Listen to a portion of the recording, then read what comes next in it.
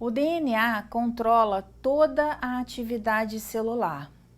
Ele possui aquela receita, né, para o funcionamento de uma célula. Toda vez que uma célula se divide, essa receita deve ser repassada para as células filhas. Que receita é essa? Quais são as atividades, né, referentes às atividades que essa célula desempenha, né, as suas funções que ela desempenha no organismo. Então, essas funções, sem exceção, elas têm que ser repassadas a partir do momento que ela se divide.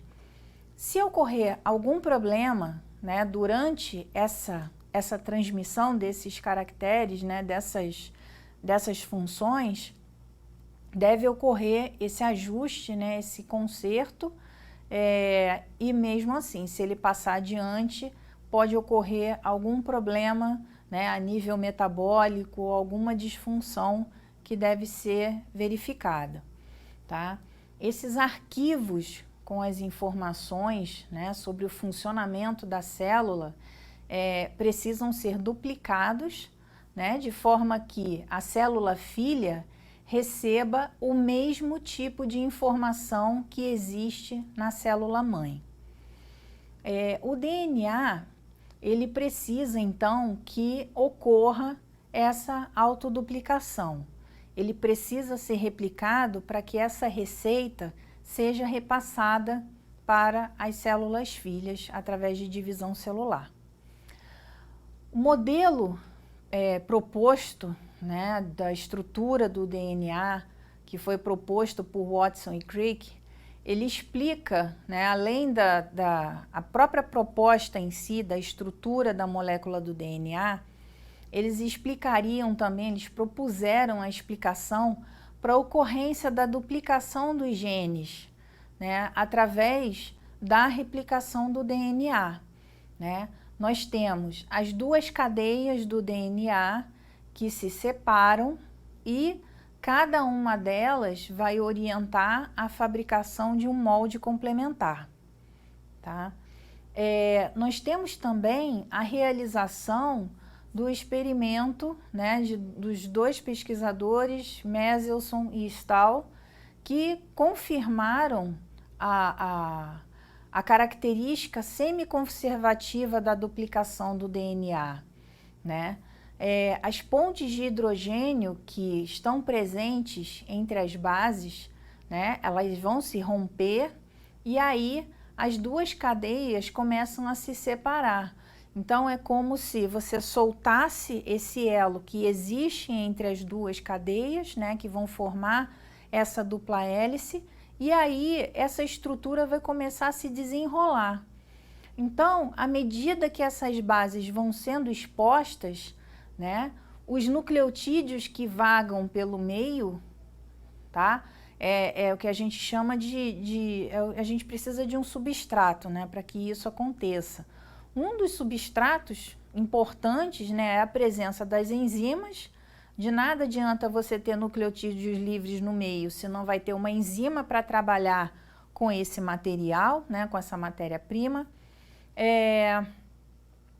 Além de fosfatos, né, de todas as moléculas que vão participar desse processo. Então,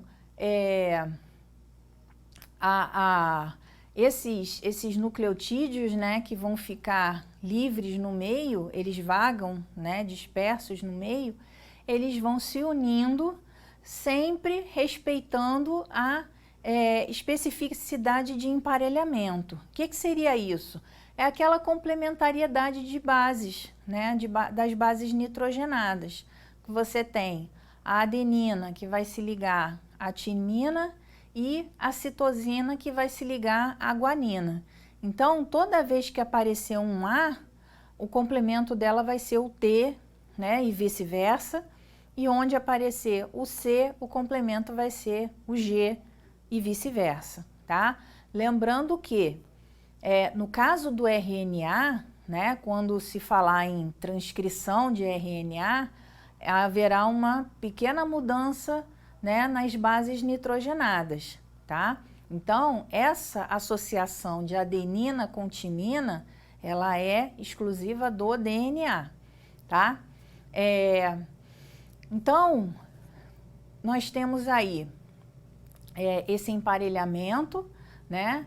O aspecto, né? Alguns aspectos que a gente acha importante na duplicação do DNA, né? Eles começaram a ser desvendados pelos cientistas, né? Hoje em dia, a gente sabe que há várias enzimas envolvidas durante esse processo. Existem algumas que realizam esse desemparelhamento, né, das duas cadeias de DNA.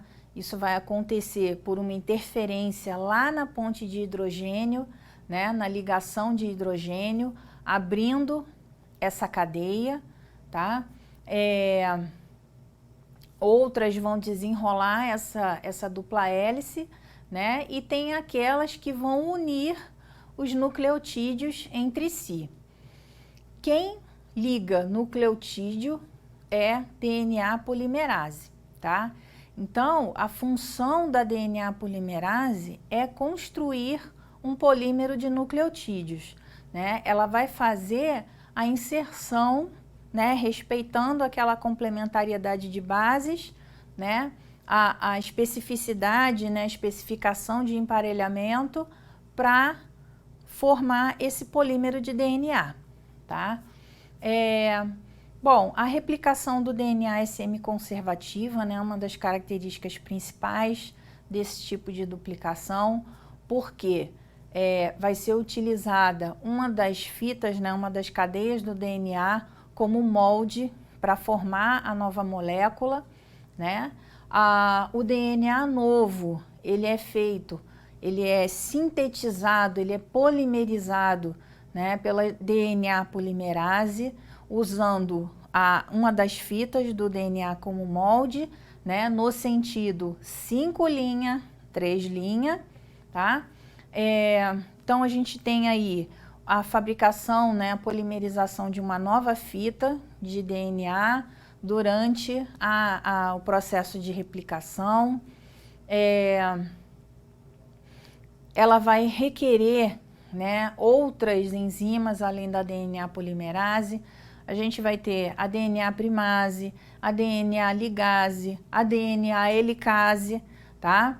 E a DNA polimerase, ela sempre vai precisar da fita molde para poder fabricar uma nova molécula de DNA, tá? Uma outra característica da DNA polimerase é que ela só vai conseguir, ela só inclui, né, nucleotídeos na terminação 3' de uma fita de DNA, tá?